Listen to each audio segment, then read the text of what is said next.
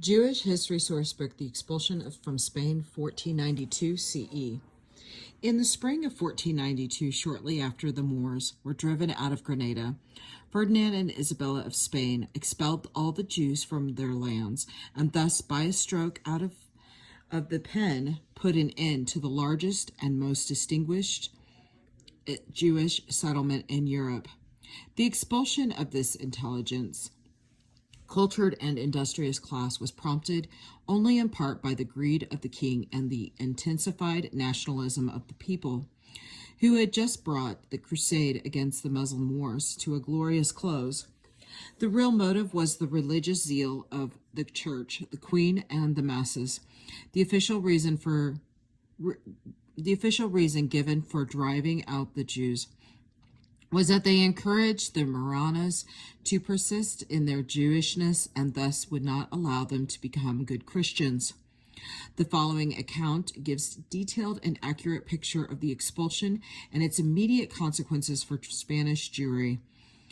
It was written in Hebrew by an Italian Jew in April or May of 1495. And in the year of 1492, in the days of King Ferdinand, the Lord visited the remnant of his people a second time. The first Spanish visitation was in 1391 and exiled them. After the king had captured the city of Granada from the Moors and it had surrendered to him on the 7th 2d of January of the year just mentioned, he ordered the expulsion of all the Jews in all parts of his kingdom, in the kingdoms of Castile, Catalonia, Aragon, Galicia, Margosa, Minorca, the Basque provinces, the islands of Sardinia and Sicily, and the kingdom of Valencia. Even before that, the queen had expelled them from the king of Andalusia, 1483. The king gave them 3 months' time in which to leave. It was announced in public in every city on the 1st of May, which happened to be the 19th day of the Omer, and the term ended on the day before the 9th of Ab. The 49 days between the 2nd of Passover and Shavuot are called Omer days. The actual decree of expulsion was signed March 31st and announced the 1st of May, the 19th day of the Omer. The Jews were to leave in May, June, and July, and be out of the country by August 1st, the 8th of Ab. In the course of the 3 months, respite granted them, the endeavored to effect an arrangement permitting them to stay on the country, and they felt confident of success. Their representatives were the Rabbi Don Abraham Senior, the leader of the Spanish congregations, who was attended by a retinue on 30 mules, and Rabbi Mir Malamed, who was secretary to the king, and Don Isaac Abravanel, 1437 to 1508, who had fled to Castile from the king of Portugal, and then occupied an equally prominent position at the Spanish royal court. He too was later expelled, went to Naples, and was highly esteemed by the king of Naples. The aforementioned great rabbi, Rabbi Isaac of Leon, used to call this Don Abram Senior, Sonye, or hater of light, a Hebrew pun on Senior, because he was a heretic, and the end proved that he was right.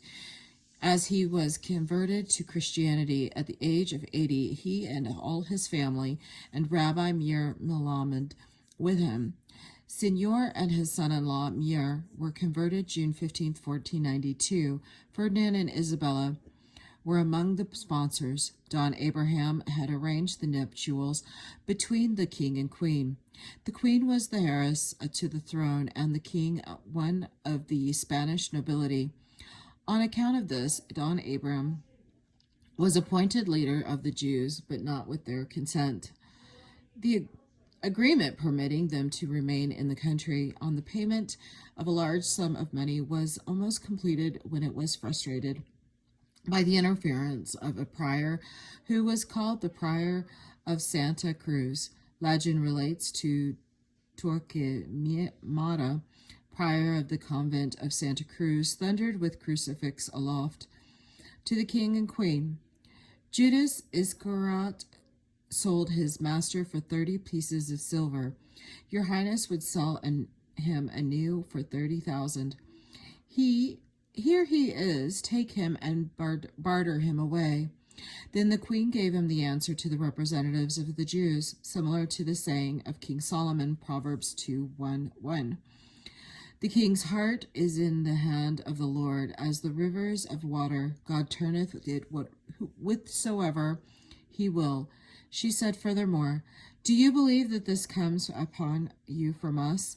The Lord hath put this thing into the heart of the king. Isabella says it is God's will that the Jews be expelled. Then they saw that there was evil determined against them by the king, and they gave up the hope of remaining.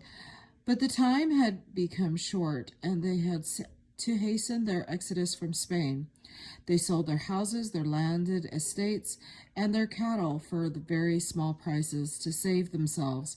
The king did not allow them to carry silver and gold out of his country, so that they were compelled to exchange their silver and gold for merchandise of cloths and skins and other things. Ever since 1480, Jews and Gentiles were forbidden to export precious metals, the source of a nation's wealth. 120,000 of them went to Portugal, according to a compact which a prominent man, Don Vidal Bar Beneviente del Cavaleria, had made with the king of Portugal, and they paid 1 ducat for every soul, and the fourth part of all merchandise they had carried thither. And he allowed them to stay in his country 6 months. The king acted much worse toward them than the king of Spain, and after the 6 months had elapsed, he made slaves of all those that remained in his country, and banished 700 children to a remote island to settle it, and all of them died. Some say that there were double as many. Upon the scriptural word was fulfilled Deuteronomy 28:32. Thy sons and thy daughters shall be given to another people. All Spanish Jews who were still in Portugal in 1492 were enslaved by King John, 1481 to 1495. The children were sent to the Isle of St. Thomas, and this just, I don't know why this does this, I'm sorry. Thomas and then it goes to Lamentations. He hath spread a net for my feet, he hath turned me back, for originally they had all fled for the sake of the unity of God. Only a few had become converts throughout all the boundaries of Spain.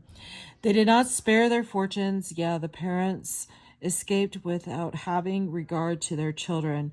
When the edict of expulsion became known in other countries, vessels came from Genoa to the Spanish harbors to carry away the Jews. The crews of these vessels acted maliciously and meanly toward Jews, robbed them and delivered them to the famous pirate of that time, who was called Corsair of Genoa. To those who escaped and arrived at Genoa, the people of the city showed themselves merciless and oppressed and robbed them, and the cruelty of their wicked hearts went so far that they took the infants from the mothers' breasts. Many ships of the Jews, especially from Sicily, went to the city of Naples on the coast.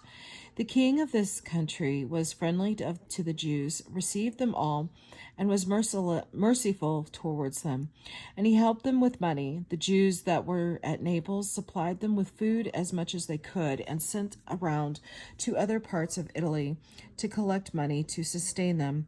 The Maranas in this city lent them money on pledges with interest. Even the Dominican Brotherhood acted mercifully toward them. The Dominican monks were normally bitterly opposed to Jews on account of their very large number. All this was not enough. Some of them died by famine, others sold their children to the Christians to sustain their life. Finally, a plague broke out among them, spread to Naples, and very many of them died, so that the living wearied of burying the dead. Part of the exiled Spaniards went oversea to Turkey. Some of them were thrown onto the sea and drowned. But those who arrived there, the king of Turkey received kindly as their artisans. He lent them money and settled many of them on an island and gave them fields and estates. The Turks needed smiths and makers of munitions of the war against Christian Europe. A few of the exiles were disappeared in the countries of Italy, in the city of Ferrara, in the papal countries of Romagna, the March and Petromian, and in Rome. He who said unto his world, enough, may he also say enough unto our sufferings, and may he look down upon our importance. May he turn again and have compassion upon us, and hasten out salvation.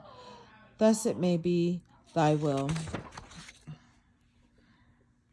And it looks like this is the end of this. Thank you so very much. Appreciate it.